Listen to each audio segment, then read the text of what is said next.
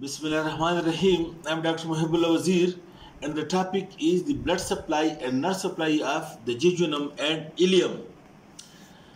The blood supply of the jejunum and ileum is from the superior mesenteric artery. And I told you that over here this is being encroached in the mesentery, and over here is the superior mesenteric artery. Branches from the superior mesenteric artery, it passes between the two layers to reach to the jejunum and ileum.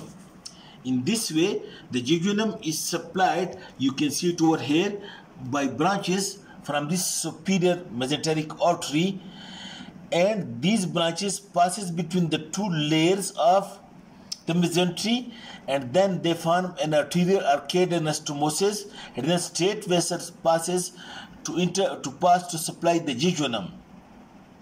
While over here at the ileum, the arteries from the superior mesenteric artery branches comes, but they form many arterial arcades, and the terminal end of the ileum is also being supplied by a branch from the ileocecal artery, which by itself is a branch of the superior mesenteric artery. So the jejunum and ileum is being supplied by branches from the superior mesenteric artery and ileocecal artery.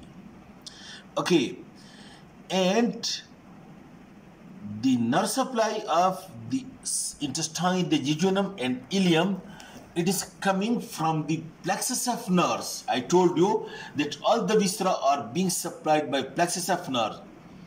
And this plexus for the jejunum and ileum, it is being formed by branches from vagus nerve, which is parasympathetic in function, and branches from the sympathetic chain, and this sympathetic chain get these fibers from the thoracic 9 and thoracic 10 and 11 segment of the spinal cord. And then these sympathetic and parasympathetic, they unite with one another to form plexuses and then give branches to the jejunum and ileum. And over here, the parasympathetic or vagus is motor and secretomotor. Note the point. It increases the motility of the intestine. It is motor for the muscles, and it is secretomotor. It increases the secretion of the intestinal glands. And then this parasympathetic or vagus also contains the afferent fibers, the function of which is not very clear. And the sympathetic, which are coming from the T9 or to T11 segment of lateral horn of the spinal cord through the sympathetic chain, then this supplies the jejunum and ileum, and this is vasomotor or vasoconstrictor, and also sensory.